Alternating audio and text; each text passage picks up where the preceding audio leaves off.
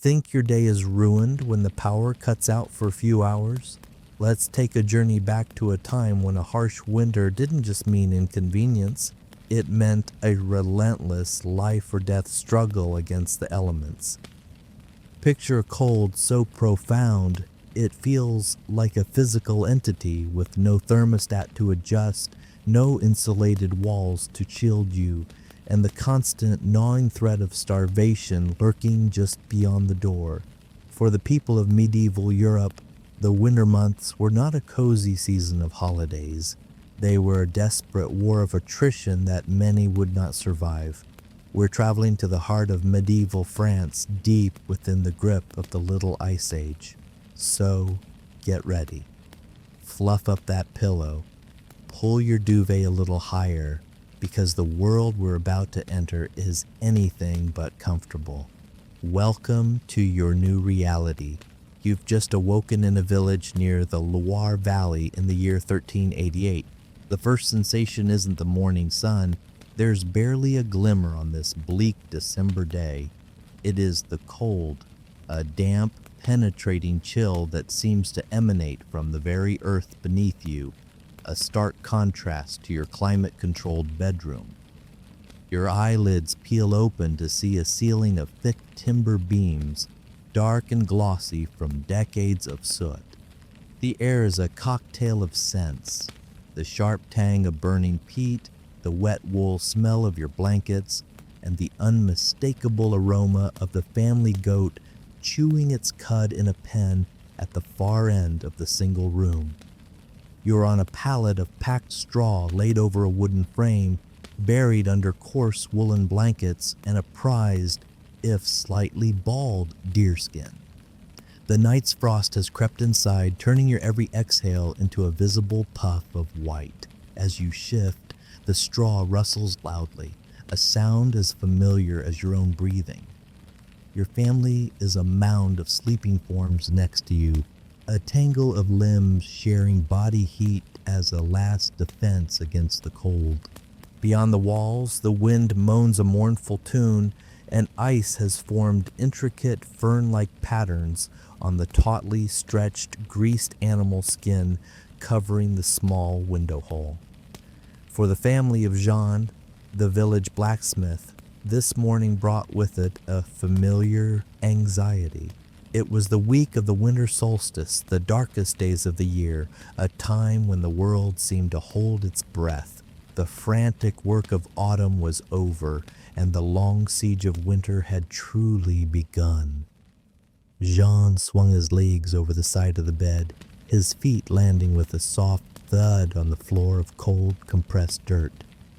At 45, he was a patriarch, an elder in this community, and the cold was a cruel tax on his aching joints.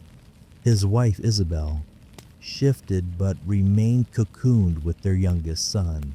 Their eldest, 15-year-old Pierre, already broad-shouldered from work in the bellows, was coaxing the embers in the central fire pit back to life. The wind has a bite today. The river was solid ice at the edges this morning. Good. The ice might make it easier to cross to the woods, but it means a long cold spell is upon us. Jean grunted in agreement. The seasons had grown harsher in his lifetime. The summers were shorter and wetter, the winters longer and more severe.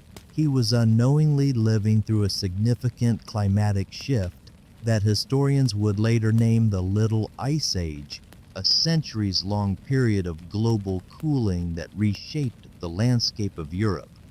For a craftsman like Jean, this meant less food to be traded for his ironwork, unpredictable harvests for his neighbors, and winters that pushed human resilience to its absolute limit.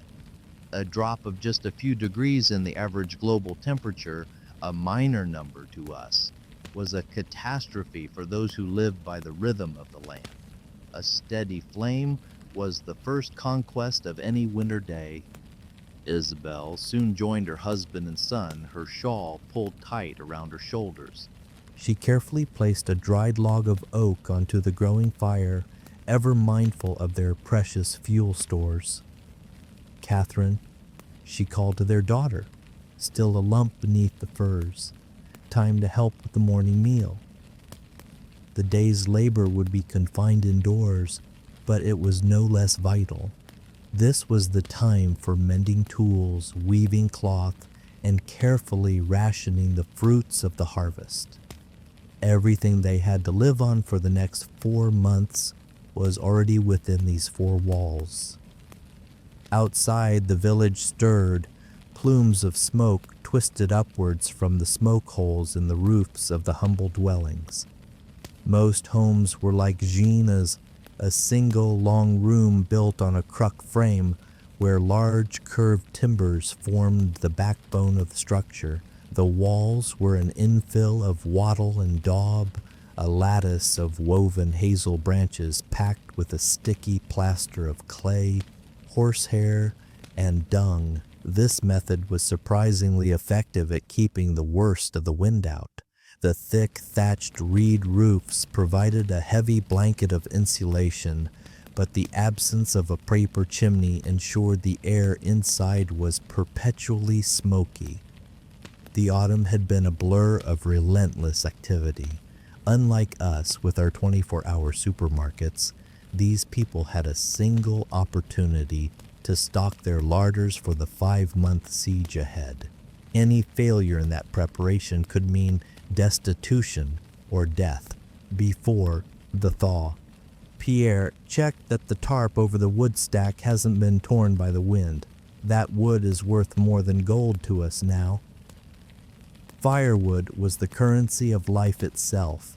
A family needed a massive pile of it to see the winter through, and its collection was a constant effort from spring to autumn. Villagers had the right of Estover, allowing them to gather fallen branches and dead wood from the common woods. But touching a living tree with an axe was a crime against the local lord, punishable by a heavy fine or even branding. John knew families who, in desperate winters past, had been forced to burn their own furniture to stay alive. Father, Mathieu the weaver asks if you can look at his cart's axle today. He'll trade a length of woolen cloth. Jean agreed. Martinmas, the feast of St. Martin in November, had been the time for the great slaughter. Animals that could not be fed over winter were culled to provide a stock of meat. Now the final crucial stage of preservation was complete. While John had been busy with his forge, Isabel and Catherine had their own vital tasks. From their garden they had harvested the last of the tough herbs, sage and winter savory, to flavor and protect their winter stores. The pears had been picked, with the unblemished ones wrapped individually in moss and stored in the coolest part of the house to be eaten as a midwinter treat. Medieval food science was an art born from desperation. With no freezers, making food last was a battle against decay. Salt was the prime weapon, but it was a costly commodity, often controlled by the lord. Earlier that year, Jean had forged a new plowshare for the manor and taken a small but vital sack of salt as part of his payment.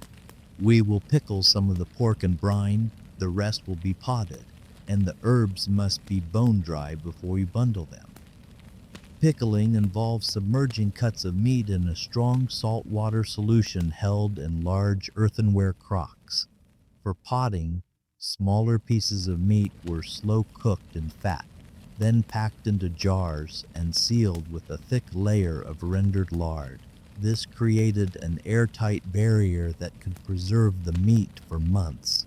Smoking done high in the rafters above the hearth was another key technique for curing hams and fish. By the solstice, the village had settled into its winter rhythm. The intense communal labor of the harvest was replaced by smaller family-focused tasks. The air no longer smelled of blood and manure, but of the damp earth and the constant reassuring scent of wood fires. Community, however, remained paramount. Families with specific skills bartered them. Jean's work as a smith was in constant demand for repairs. In return, he received cloth from the weaver, flour from the miller, and help in his own fields during the harvest. The village's elderly widow, who could no longer work, had 2 sons who hunted and trapped for her. In exchange for a share of their catch, neighbors would ensure her woodpile was always stocked. As the shortest day of the year drew to a close, Jean returned from the weavers, the promised cloth under his arm. His hands were stiff with cold, but a look of grim satisfaction was on his face. The axle was repaired, and his family would have new tunics. "We have enough." It was a statement of hope as much as fact. Some years, the fear of not having enough was a palpable presence in every home. This year, the harvest was sufficient. That night, as a deep, profound darkness enveloped the world by 4 in the afternoon, the family gathered around the hearth. They ate a thick pottage of dried beans and the last of the fresh offal from the slaughter, which had to be consumed quickly. The firelight threw their shadows, large and dancing, against the wattle walls as Pierre sharpened a knife for the morning's chores. "Father, tell us of the great famine." Jean and Isabel exchanged a somber look. They had been children during the terrible years of 1315 to 1317, when endless rains caused crop failures across all of Europe. The resulting famine was a cataclysm that had wiped out entire villages, with tales of horror that were still whispered decades later. Some historians believe it claimed up to 15% of the population in some regions. A darker story for a dark night. Better to speak of the Christmas feast at the manor when your grandfather was a boy and the old lord held a great celebration for the whole village. Jean readily agreed and began a tale from a more prosperous time, describing a winter when the lord of the manor, in a fit of generosity, had roasted an entire ox and invited every villager to feast in the great hall. Such tales of abundance were a balm against the grim reality of their current situation. For most, winter was a period of isolation, tedium, and constant risk. But humans are endlessly resilient, and their communities had woven a complex tapestry of strategies to endure. As Jean's story wound down, the wind howled louder. Through a small gap in the door shutter, they could see the first flurries of snow, thick and heavy, swirling in the gloom. The real winter had begun. Time to bank the fire. Creating a new fire from flint and steel was an arduous task. It was far easier to preserve the embers. The family readied themselves for bed. Catherine placed smooth river stones heated by the fire and wrapped in old linen into the straw of their bedding to provide a pocket of warmth. They added an extra layer of clothing over their sleeping shifts. Jean was the last to his feet, making a final survey of their single-room fortress. Preserved meats hung from the rafters. The vegetable pit was secure. The wood was stacked high against the inner wall. They were as prepared as they could be. As he lay down beside Isabel, pulling the coarse blankets up to his chin, he listened to the storm. Winter was here, and the true challenge was only just beginning. Outside, the snow fell with a silent intensity, cloaking the world in a uniform white. Medieval winter was a season of stark contrasts, of the biting, relentless cold and the precious warmth of the hearth, of communal solidarity and the loneliness of a snowed-in cottage, of the threat of starvation and the triumph of careful preparation. For Jean and his family, the coming months would demand all their knowledge, every scrap of their resources, and the full measure of their endurance. The night grew colder, the fire burned lower. In homes across the village, families huddled together, their breath misting in the air. As they sank into sleep, they did not know what this winter would bring, but they faced it armed with the collective wisdom of generations. In the deep, dark night of a medieval winter, that wisdom was their only shield. The snow fell without pause throughout the night, burying the world and muffling all sound.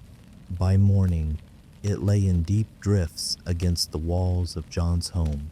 He woke in the pre-dawn blackness, the biting cold on his face an immediate signal of the day's first challenge. The fire was nothing more than a faint red glow in a bed of gray ash. Moving with the quiet practice of years, he slid out from under the blankets and crossed the packed earth floor. The cold was a physical shock through the soles of his woolen socks, a constant reminder of winter's menace. He knelt by the hearth and began the vital daily ritual of resurrecting the fire. To lose the fire was a catastrophe. Jean took a hollow reed and blew gently on the embers, feeding them his own breath. A tiny spark glowed brighter. He fed it a pinch of dried moss, then wisps of straw, then twigs, patiently building the fragile life of the flame. Only when a confident fire was crackling did he add a larger log, angling it to reflect the maximum heat into the room. Jean's house, like all the peasant dwellings in his village, was a product of centuries of winter-forged wisdom. Though crude to our eyes, its design was a masterclass in survival. At roughly 30 feet long by 15 feet wide, it was just compact enough for a single hearth to heat, yet spacious enough to shelter both the family and their most valuable livestock. Isabel awoke as the firelight began to push back the shadows. Is it still snowing? It has stopped, but the drifts are as high as my waist against the door. Paradoxically, this was welcome news. A thick blanket of snow acted as a powerful insulator, trapping the earth's residual warmth and shielding the walls from the wind. In the most brutal winters, villagers would deliberately shovel snow against the north-facing walls of their homes to enhance this effect. The walls of wattle-and-daub were themselves an ingenious technology. The flexible lattice of woven wood gave the structure strength, while the daub, a thick plaster of clay, dung, and horsehair, dried into a hard, dense barrier that could absorb the hearth's heat and radiate it back into the room long after the flames died down. As the fire grew, a circle of relative warmth expanded around it. Warmth, of course, was a subjective term. The family would have considered 10 degrees C, 50 degrees to be perfectly comfortable, a temperature we would find unpleasantly chilly. Pierre and Catherine awoke and instinctively moved toward the fire. The youngest, 6-year-old Thomas, stayed buried under the furs. The roof will need clearing. That's a heavy weight of snow. The thatched roof was a double-edged sword. Its thick reeds were superb at trapping heat, but a waterlogged and frozen thatch weighed a tremendous amount. A heavy snowfall could threaten to collapse the entire structure. The steep pitch of most medieval roofs was designed to help shed snow, but a storm this significant required manual clearing. While Jean and Pierre prepared to tackle the roof, Isabel and Catherine started on the morning meal. A simple but filling porridge of boiled oats, perhaps with a spoonful of precious honey stirred in for the youngest child. The concept of 3 distinct daily meals was largely unknown to them. They ate 2 main meals, a smaller one in the morning to break their fast, and the main meal in the late afternoon before the light failed. Wrap your legs well before you go out. Medieval winter attire was a system of layers, and wool was the undisputed king of fabrics. Unlike linen or cotton, wool retains up to 80% of its insulating ability even when wet, a life-saving property in the damp chill of a European winter. Their clothing was functional, not fashionable. Men wore a linen undertunic with a heavy woolen tunic over it, sometimes adding a second tunic or a thick cloak in the coldest weather. Their legs were covered by hose or loose trousers, often with separate strips of wool called winingas wrapped around the lower legs for extra insulation and support. Women wore a long linen shift beneath one or more long woolen gowns. Everyone wore a cap or hood, understanding instinctively that an uncovered head was a major source of heat loss. They wore mittens, not gloves, as keeping the fingers together generated more warmth. Footwear was a constant struggle. Simple leather turn shoes became cold and stiff, so thick woolen socks and pads of straw stuffed inside for insulation were essential. On the deep snow, they might wear pattens, wooden platforms that strapped to their shoes to elevate their feet out of the wet and cold. Be cautious up there. The thatch will be slippery under the snow. The snow had indeed stopped, but the sky was a flat, uniform gray.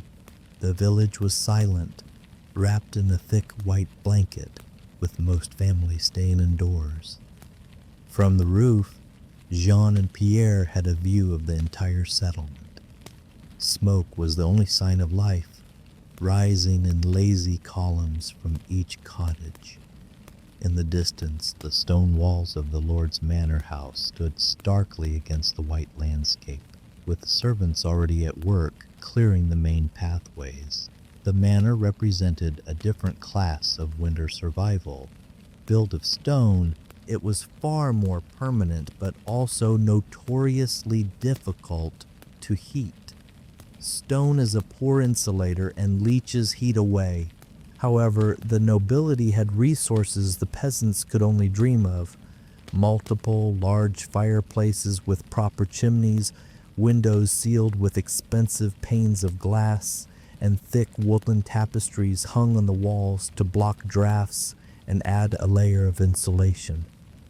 For the Lord's family, comfort was a matter of consumption. Vast quantities of firewood, rich foods, and the labor of servants to keep the fires roaring. Yet, even they were not immune. Life in a drafty castle in the depths of January could be a miserable affair, with reports of wine freezing in goblets during dinner. The Godwins, like their neighbors, had arranged their lives for maximum thermal efficiency.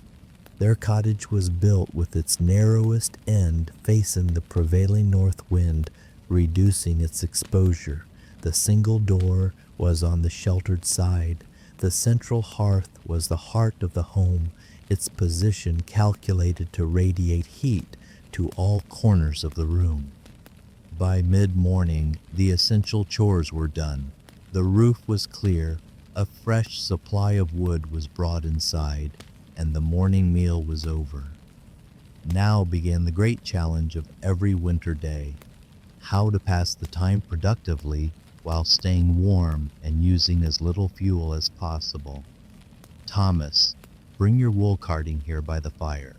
Catherine, we'll set up the loom. Winter was the season for textile production.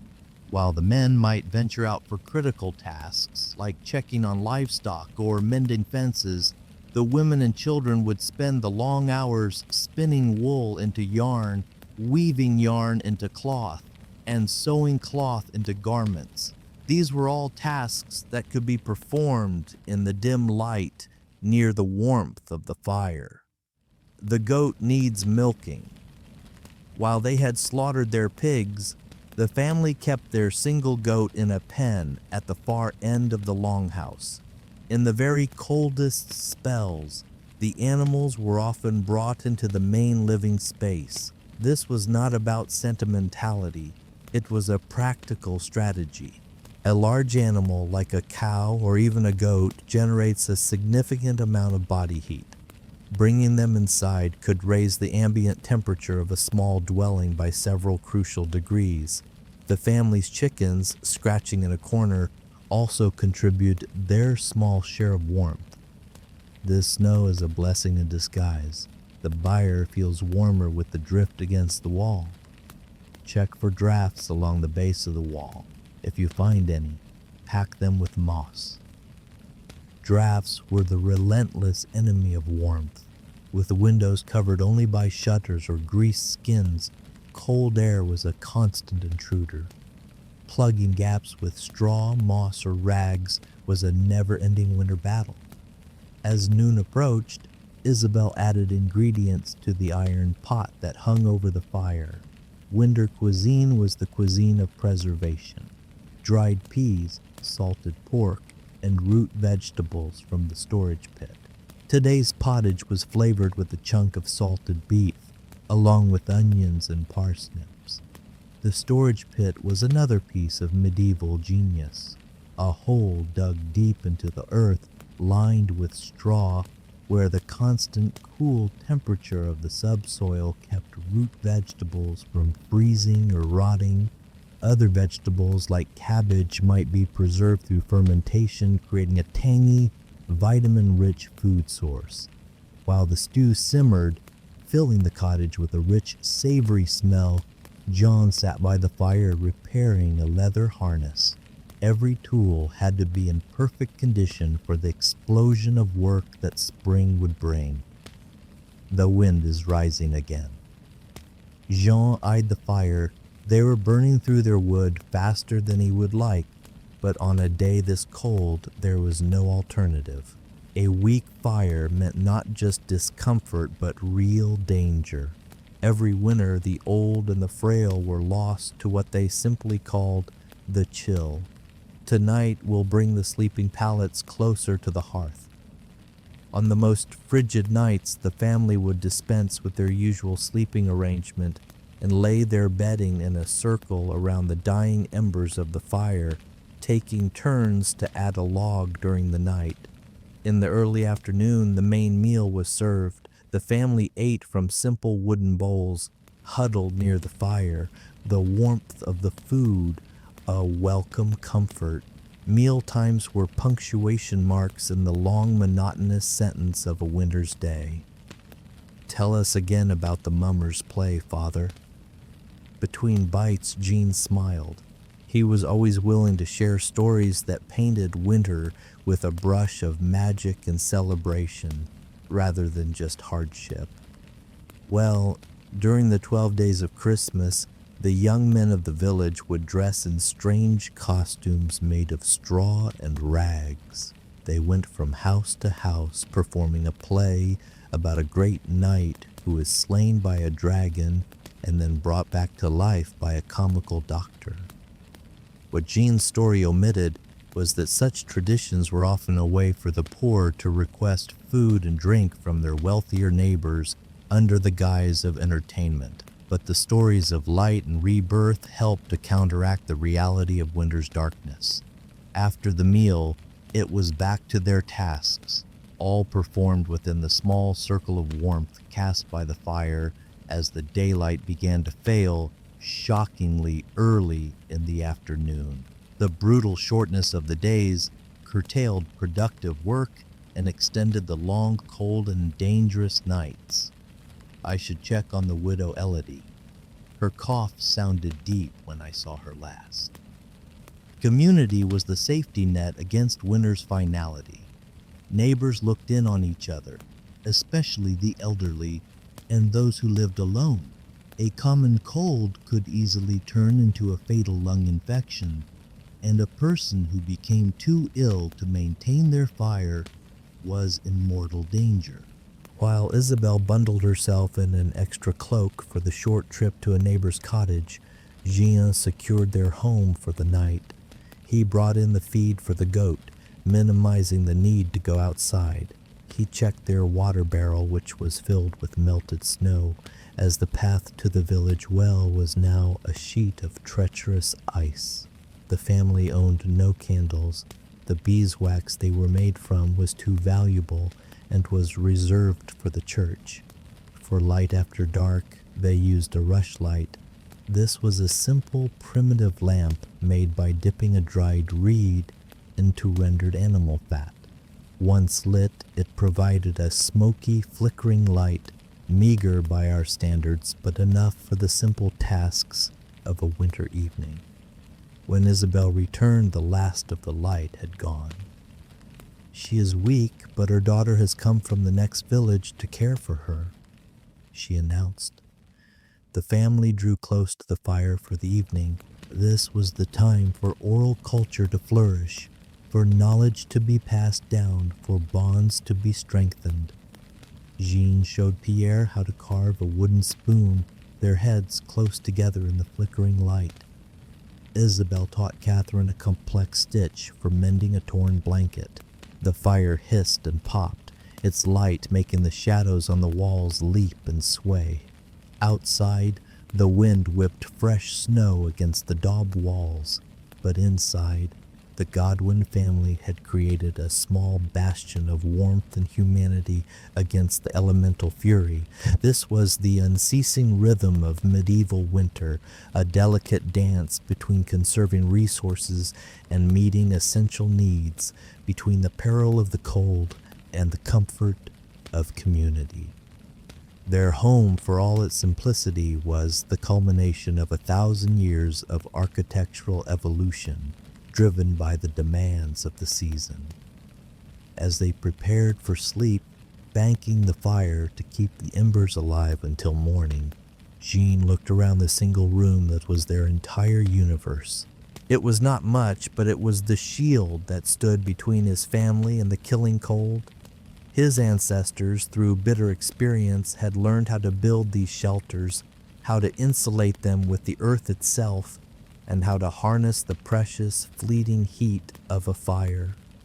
The snow fell, piling ever deeper against the walls, and inside their humble home, the Godwin family slept, warmed by the fire, by wool, by each other, and by the accumulated wisdom of all the generations who had faced the medieval winter and survived. The next morning broke sharp and clear. The storm had passed, leaving a world sculpted in white and bathed in a weak crystalline sunlight. When Jean woke, he saw that frost had formed not just on the window skin, but on the inside of the door, a testament to the night's severe cold. As he knelt to revive the fire, his thoughts turned immediately to their provisions. The deep snow would make trapping or hunting nearly impossible. For the foreseeable future, they would depend entirely on what they had stored away. He ran a mental tally, calculating how long their stores would last if this cold snap held. Food was the ultimate currency of winter survival, the foundation upon which everything else was built. The season was the ultimate test of a family's foresight and skill. The techniques they used to preserve the autumn's bounty were a marvel of ingenuity, honed over countless generations of facing down the hunger gap. We need to take stock of what we have. This snow is deeper than any I've seen before Christmas. I will check the root cellar after the morning meal. The family's winter pantry was not in one place, but distributed in several locations, each designed for a specific purpose. The most vital of these was the root cellar, a small, straw-lined pit dug into the floor of the cottage itself. Here, the constant temperature of the earth kept their vegetables cool and dark, but crucially, above freezing. After a breakfast of thin barley gruel, Isabel lifted the heavy wooden trapdoor in the corner. A cool, earthy smell wafted up. Descending a small ladder, she carefully inspected their stock. There were the essentials, turnips, carrots, and parsnips, buried in dry sand to keep them from touching and rotting. There were also onions and leeks braided into long ropes and hung from the ceiling. The parsnips are keeping well. We have enough for 2 months if we're careful. The onions are sprouting, we should use them first.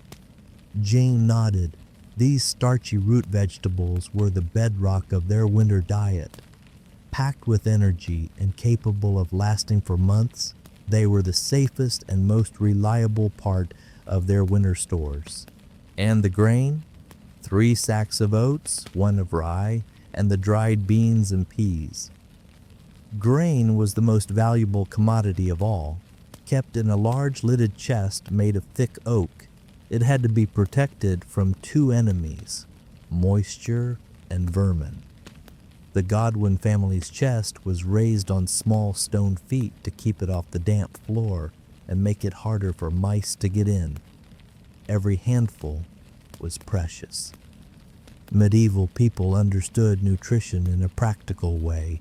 They knew grain provided the stamina and full-bellied feeling necessary for hard labor. It was estimated that an adult needed over 2 pounds of grain a day to stay healthy, though in the reduced activity of winter, they could survive on less. The salted meats, 2 flitches of bacon hanging from the rafters, the barrel of salted beef, and the dried sausages and the smoked eels we traded for with the riverman. Meat was a rare treat, but essential for strength, especially when fresh greens were gone. The preservation process had been intense. The best cuts were either smoked or dry cured with salt and herbs. Poorer cuts were packed in barrels between thick layers of coarse salt, a process that drew out the water and made the meat inhospitable to bacteria. Properly cured, this meat could last for over a year. The smoking was done in the rafters, where the daily fires slowly infused the meat with preservative compounds and a rich flavor. The coolest, highest part of the cottage was a natural smokehouse. We still have 4 hard cheeses and the jars of honey and pickled mushrooms. Dairy products were transformed for the long term. Fresh milk was a summer luxury, but cheese was a durable store of fat and protein. Isabel had spent weeks in the autumn pressing and aging several wheels of hard cheese from the milk of the Lord's cows. Part of their feudal obligation was to work on the manor, and part of their payment was in goods. Jean tallied the inventory in his head. It was enough for a typical winter, but it left no room for disaster. The true test would come in late February and March, the hungry months when the larder grew bare, but the spring was not yet here. We must be frugal with the rye. The oats and beans will have to be our main staples. Medieval food preservation was a sophisticated system. With no refrigeration, they relied on 6 key methods to halt spoilage: drying, smoking, salting, pickling, fermenting, and sugaring. Drying fruits, mushrooms, and herbs removed the moisture that microbes need to thrive. Smoking did the same while adding antibacterial chemicals from the wood smoke. Salting used osmosis to desiccate the food. Pickling in vinegar or wine created an acidic environment where bacteria couldn't survive. Fermentation encouraged good bacteria to overwhelm the bad, as in making sauerkraut from cabbage, and sugaring or preserving fruits in honey created a high sugar environment that also inhibited bacterial growth. When Isabel prepared the main meal, this science was on full display. The pottage was made from dried beans, a small piece of salted beef, and onions from the cellar. For seasoning, she used dried savory from a bundle hanging above the hearth, and a single precious peppercorn acquired from a traveling peddler that she ground between 2 stones. The last loaf of bread is gone. We will bake tomorrow. I have the flour ready. Bread was life, but baking was a major undertaking that consumed a great deal of fuel.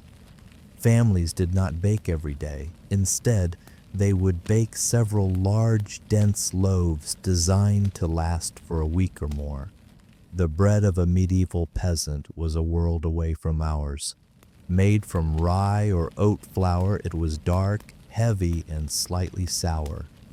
Wheat flour was a luxury crop, mostly grown to pay the Lord's dues.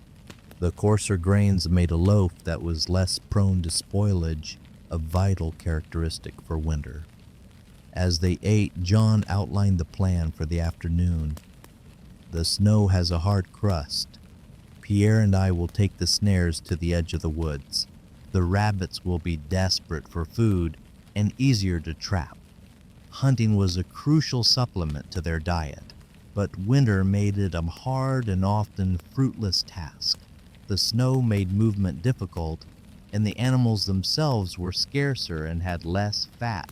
But rabbits, squirrels, and winterfowl could mean the difference between monotony and a nourishing meal. Stay clear of the Lord's forest. The reeve was out yesterday looking for poachers. This was a critical distinction. Peasants could trap small game on the common lands, but the forest was the Lord's private hunting ground. To be caught taking a deer was a serious crime, with punishments ranging from having a hand cut off to hanging.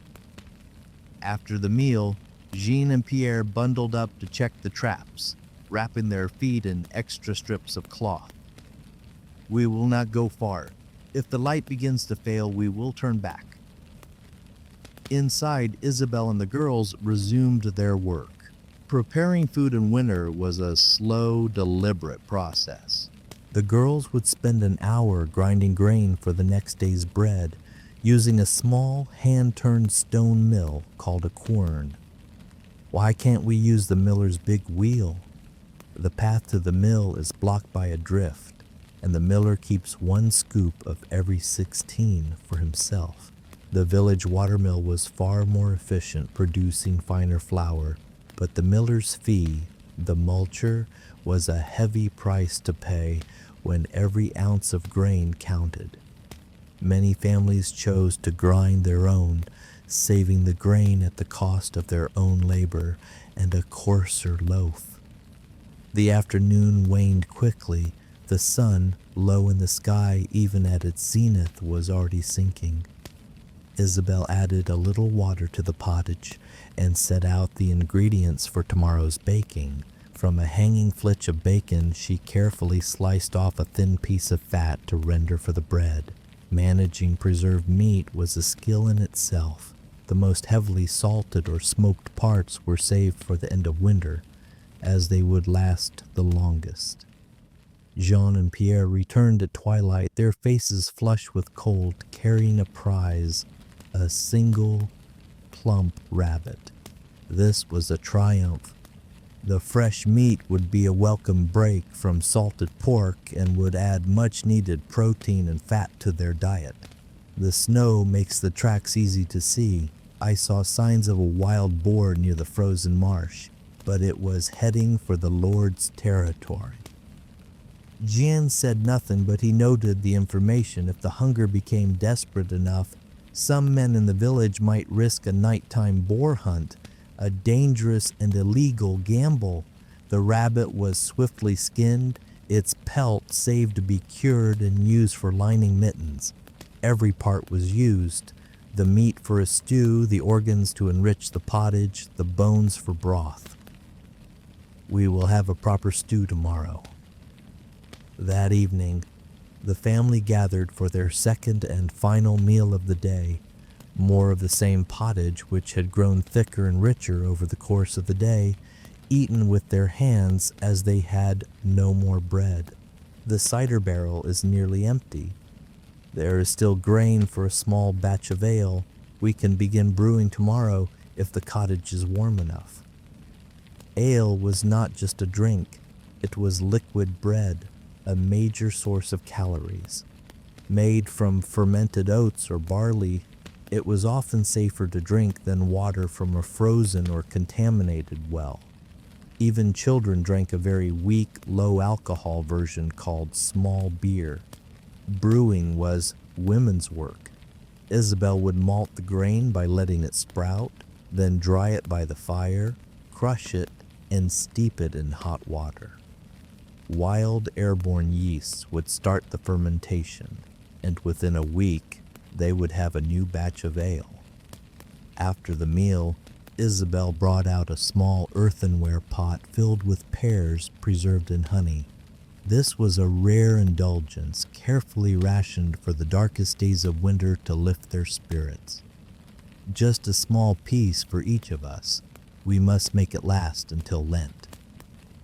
The sweet, preserved fruit was more than a dessert. It was a burst of summer in the dead of winter, a quick source of energy that the body craved in the cold. Honey itself was both a preservative and a medicine, used to treat coughs and dress wounds. As they savored the treat, Jean planned the days ahead. The old hen has stopped laying. She's just eating grain now. We should slaughter her. Such were the cold calculations of winter. An animal that was not producing eggs, milk, or labor was a drain on their finite resources. It was better to turn the animal itself into a resource. We can make a cockaliki soup with the whole bird, the last of the leeks, and some barley. Soups and stews were the ultimate winter food, designed to extract every last bit of nutrition from the ingredients. A single old chicken simmered for hours could provide flavor and substance for several days' meals. As the family prepared for bed, the day's constant low-level stress of resource management was palpable. We who live with overflowing refrigerators cannot fathom the mental calculus of medieval survival. Will the grain last? Is that mold on the cheese? Is the salted beef going bad? Every decision was freighted with consequence. The fire was banked, the embers glowing softly. Outside, the temperature plummeted under a clear, star-filled sky, a beautiful but treacherous sign of a frigid night to come. Inside, the Godwin family slept, their survival dependent on ancient methods of preservation and the relentless daily management of a few precious resources. Their connection to their food was immediate and profound. Every meal was a victory, a testament to months of hard work and careful planning. In the frozen silence of the medieval night, their stored food was the thin daub wall between them and oblivion. A week went by, each day a near-perfect copy of the one before. Rise in darkness, revive the fire, ration the food, perform indoor chores, and retreat to bed as the long night fell. Outside, the snow turned to packed, slippery ice on the paths worn between cottages. On the 8th day, a Sunday, the tolling of the church bell cut through the cold air. The summons was not to be ignored. Part religious duty, part social necessity, it drew the villagers from the relative warmth of their homes to the frigid stone church. Wear your other tunic and stuff straw in your shoes for the cold.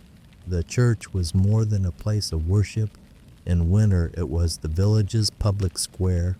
The building itself was freezing, a stone box that held the cold, but the press of bodies created a small pocket of shared warmth, and the ritual offered a different, more spiritual kind of comfort. The Godwins joined the slow procession of families, each person wrapped in their best, which often meant their least patched garments. Attending Mass in winter was less about overt piety and more about the vital need to see and be seen, to exchange news, and to reinforce the communal bonds that were their strongest shield against the season. Inside, the air was icy, but the light from the altar candles cast a hopeful glow, and the priest's familiar Latin chants provided a sense of order in a disordered world. Most villagers did not understand the words, but they knew the rhythms of the Mass by heart. Father Michel, the parish priest, looked thin and tired. Winter was hard on him as well. His small house was drafty, and living alone, he lacked the constant support of a family. After the final blessing, no one was in a hurry to leave. They gathered in small groups, the steam from their breath mingling in the cold air. This was the true purpose of the Sunday meeting, to connect and to share vital information. Has anyone heard, if the Lord needs men to break ice on the river, my stores are running low? Not yet, but I heard the manor's cook is trading tallow for well-cured pelts. This was the currency of winter intelligence. Opportunities for work or trade were rare, and news of them spread like wildfire. The women formed their own circles, their concerns equally pressing. My youngest has a terrible chesty cough. It rattles him when he sleeps. Boil horehound and licorice root with honey. It helped my daughter last year. This was how medical knowledge was shared, a web of folk remedies passed from mother to daughter, an oral encyclopedia of practical medicine. Without access to physicians, these shared recipes were their only pharmacy. In the churchyard, children erupted into noisy games, their energy released after a week of confinement. They slid on a long patch of ice, their laughter sharp and clear in the cold air. As the villagers began to disperse, Father Michel caught Jean's eye. "Jean, will you and Pierre join me tonight? I have a new book of hours from the city, and young Henri is learning the game of drafts." "We will come after our meal, Father." This was another thread in the social fabric of winter. Small gatherings in the evenings, a way to share light, warmth, and company through the oppressive darkness. Back in their cottage, as Isabelle prepared the afternoon meal, Jean fed the fire, coaxing it back to a strong blaze.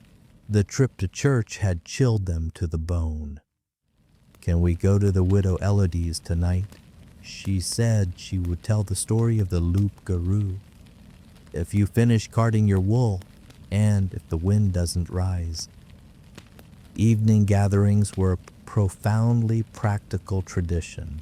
They conserved fuel by allowing several people to benefit from a single fire.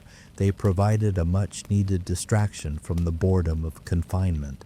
And most importantly, they wove the village together, person by person, story by story. That evening, Jean and Pierre made their way to the priest's house. The air was so cold the snow squeaked under their boots.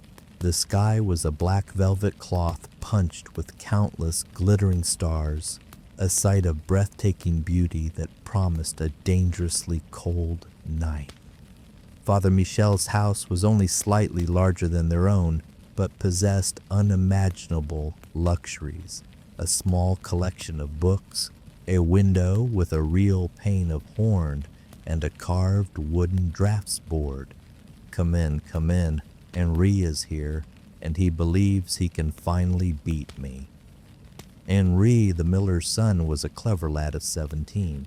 The priest had taken a liking to him, teaching him basic letters and strategy games, pastimes usually reserved for the gentry.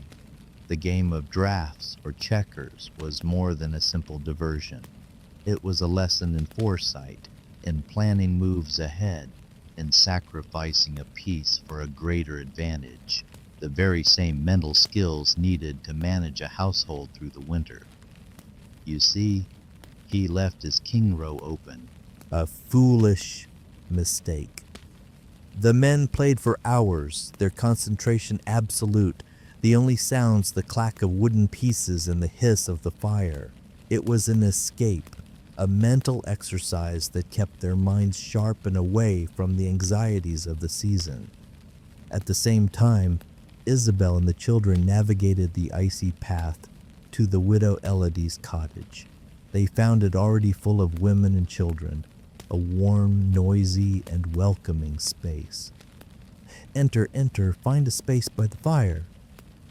The cottage was crowded and smelled of wood smoke, wet wool, and old stories. The women sat on low stools or on the floor, most with some form of handwork, mending, spinning with a drop spindle, or knitting. Leisure was never idle. "Tell us of the werewolf, Elodie." The old woman's eyes twinkled in the firelight. She was the village's memory. its living library of folklore. They say, on the coldest nights of winter, when the moon is full and the woods are silent, a man who has committed a great sin may find his skin turning to fur and his teeth to fangs. He becomes the loup-garou, and he must run with the wolf pack until the sun rises. The children stared, captivated, while the women nodded along. They didn't necessarily believe it as fact, but the stories gave a name and a shape to the dangers that lurked in the darkness beyond their village. Storytelling was the television, the internet, and the library of the medieval world, all powered by memory and voice. But if a good woman throws a cloak over the beast, he will turn back into a man, weeping for his sins.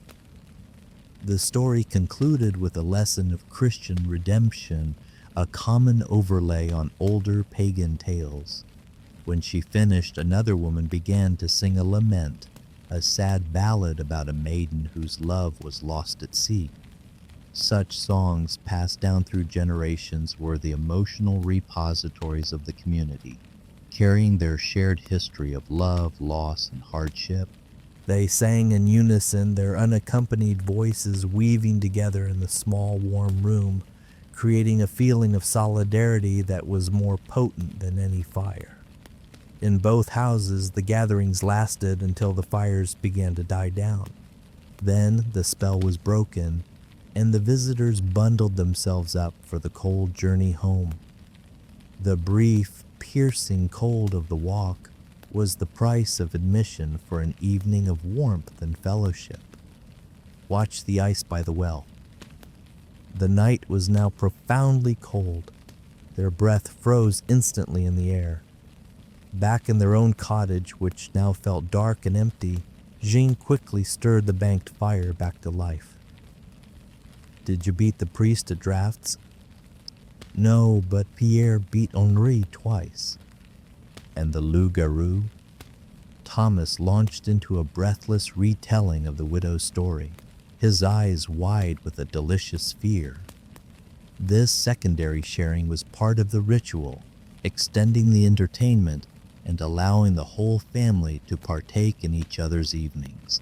A few days later, a different kind of entertainment arrived.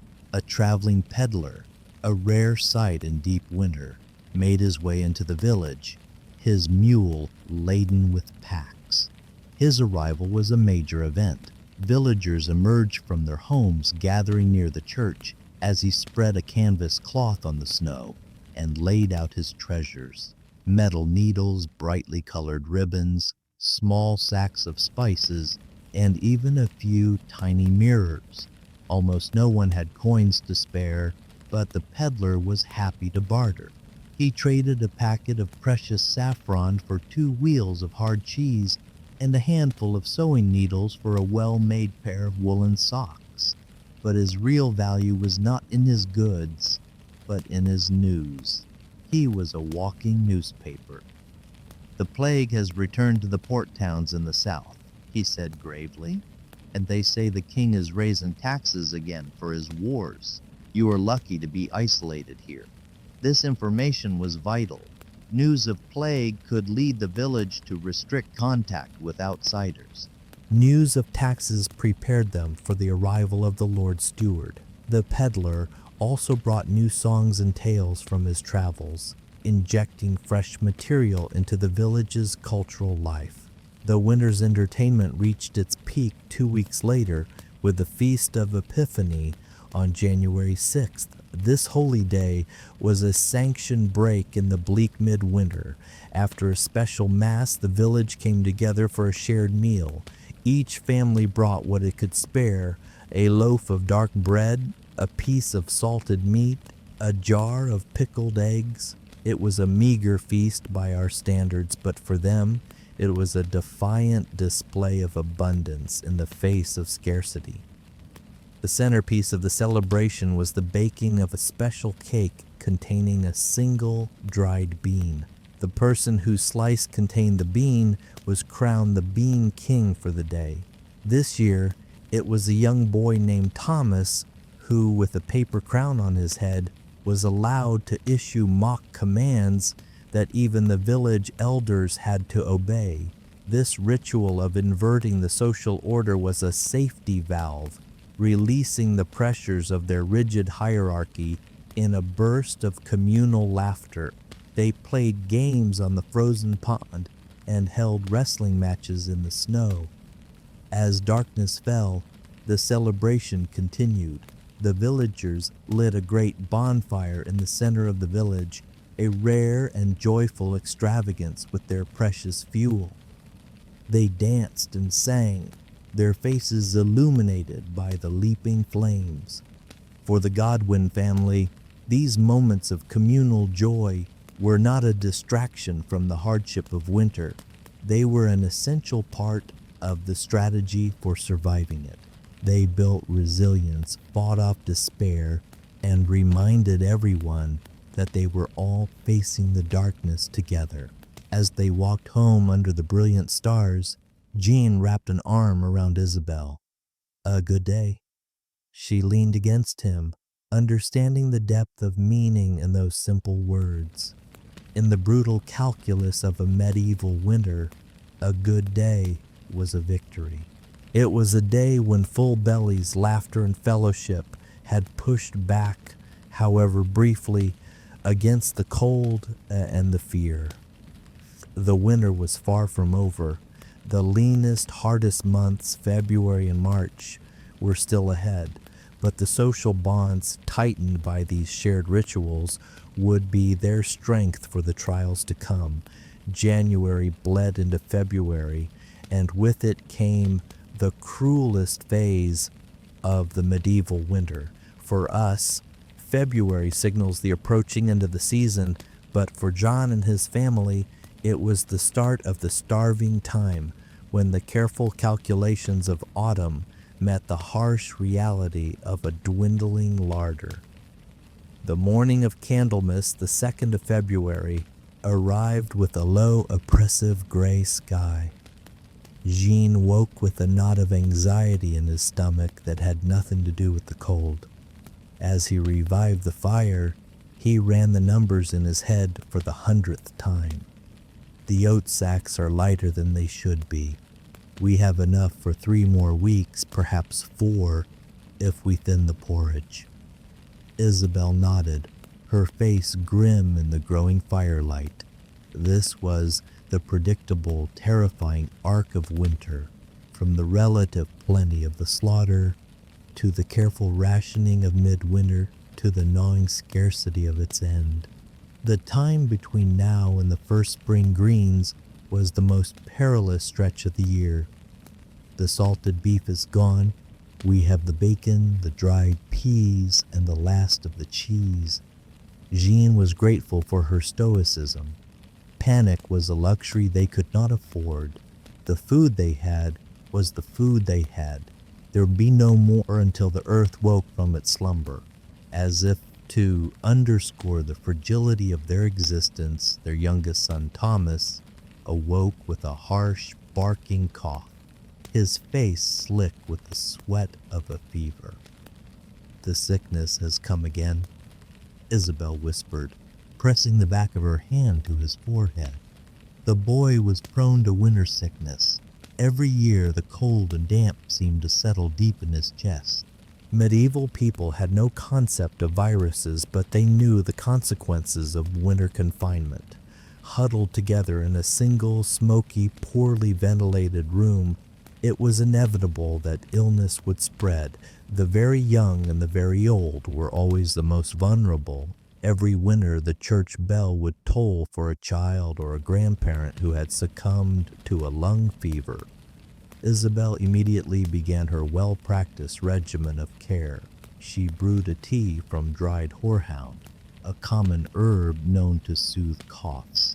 Though she did not know of vitamins, she mashed their last few wizened pears and mixed them with honey, creating a sweet paste to soothe his throat.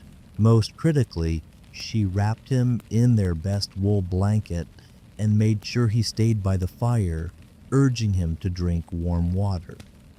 "Should I fetch Father Michel?" The priest, with his rudimentary knowledge of herbal remedies and his access to prayer, was the only physician they had. Isabel listened to the boy's breathing, her ear pressed to his small chest. Not yet. The fever is high, but his breath comes easily enough. We will watch. This constant anxious observation was a key parental skill in an age without medicine. They learned to distinguish the signs of a common ailment from the harbingers of death through bitter experience. The family's routine shifted to accommodate the sick child. Catherine took over her mother's chores, while Pierre handled all the outdoor tasks. Jean went through their stores of dried herbs, seeking out anything that might help. Colt's foot for the cough, meadow sweet for the fever. Their medicine was a blend of the practical and the spiritual. Isabel would administer a genuinely effective herbal remedy, and in the next breath, make the sign of the cross over her son. In their world, the body and the soul were not separate, and healing required tending to both. The next day, Thomas's fever abated, but the cough lingered. Isabel made a syrup from honey and the last of their brewing ale. The alcohol acted as a solvent, extracting more of the herb's properties, and its sedative effect helped the boy to rest. While the small crisis of the illness passed, the larger crisis of the season ground on. The woodpile was now a shadow of its autumn self, forcing Jean and Pierre to venture further into the woods.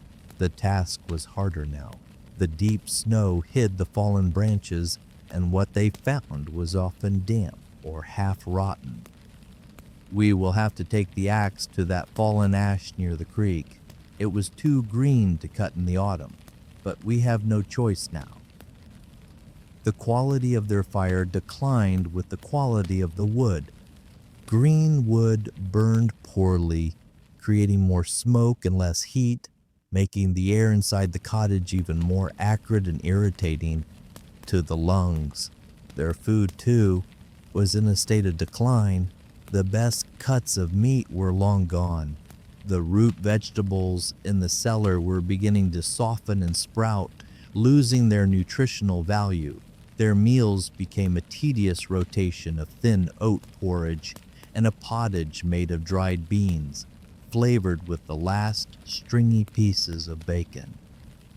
I would check the beehives. An early spring last year might mean they have extra honey. Bees were vital, providing not just honey but also the beeswax for the church's candles. In winter, a healthy colony would cluster in a tight ball for warmth, living off the honey they had stored. If the colony was strong, a small amount of honeycomb could be carefully harvested without dooming the hive. John and Pierre wrapped their faces and hands in cloth and made their way to the 2 straw skeeps at the edge of the garden. One was silent and cold. The colony had perished, but when Jean placed his ear against the second, he heard a faint, hopeful hum. This one lives. We will not touch it. Their lives are worth more than a little sweetness for us. They must survive to pollinate the orchard. This decision was a hallmark of their long-term thinking. An immediate gain that risked a future harvest was a poor trade. As February wore on, the strain began to show. The last of their cheese grew a patch of blue mold, which Isabel carefully scraped away. The smoked eels, saved for last, were overly salty and tough. The entire family was suffering from a deep, wearying hunger that was not quite starvation, but a constant energy-sapping lack of nourishment. They were not alone. Every home in the village was engaged in the same struggle. This shared hardship was the glue that held their community together.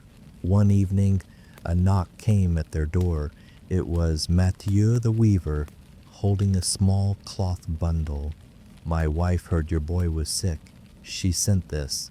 It is dried elderberries, made into a tea with honey. It is good for the lungs." Jean accepted the small gift with a lump in his throat. In late winter, a gift of food, no matter how small, was a profound act of generosity.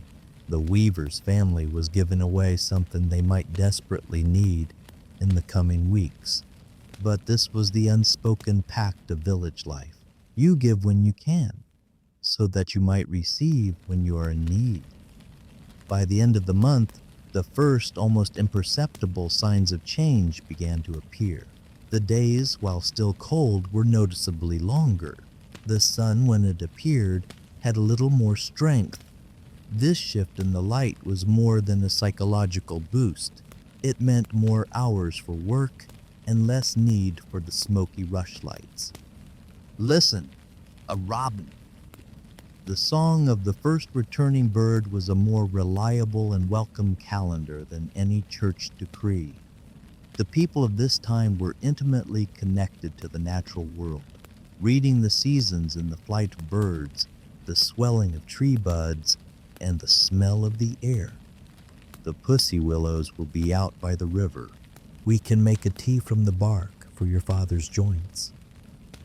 These first stirrings of life were not just symbols of hope, they were the year's first harvest. The bark of the willow tree contains salicin, the natural compound from which aspirin is derived, another example of their folk medicine having a firm basis in science. March arrived, a turbulent, unpredictable month. The battle with winter continued, but now it was a battle they knew they would eventually win. Snowdrops and crocuses pushed their way through the melting snow in sheltered spots. The thick ice on the river began to groan and crack. The character of the daylight changed, becoming brighter, sharper.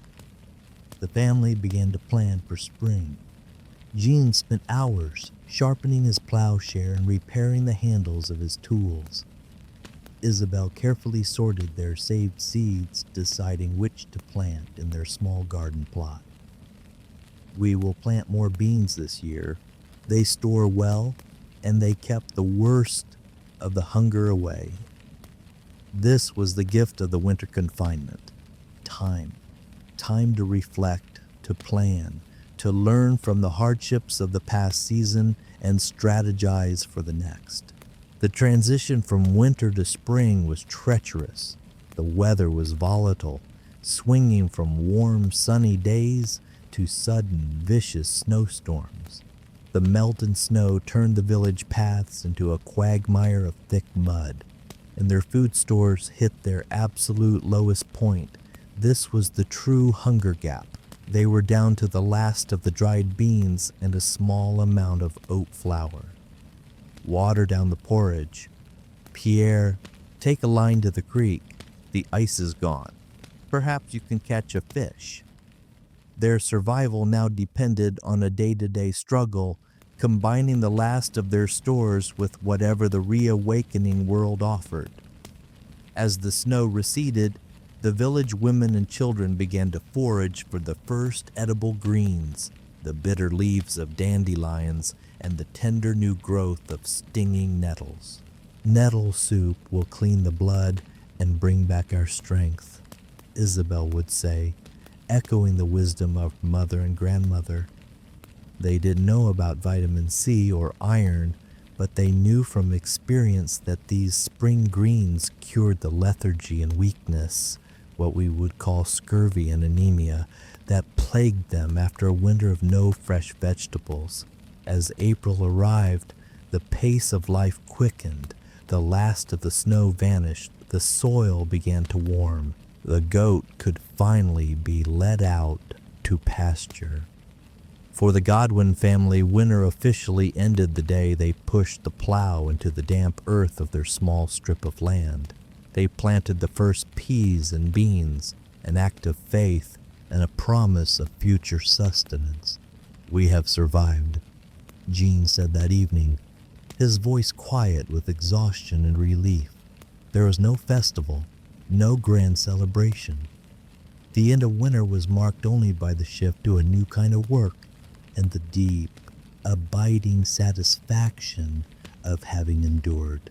The lessons of the season were now embedded in the children. Pierre had proven himself a man. Catherine had mastered the skills she would need to run her own household. Even young Thomas had learned the fundamental rhythm of scarcity and survival. As April turned to May, the memory of the cold began to recede.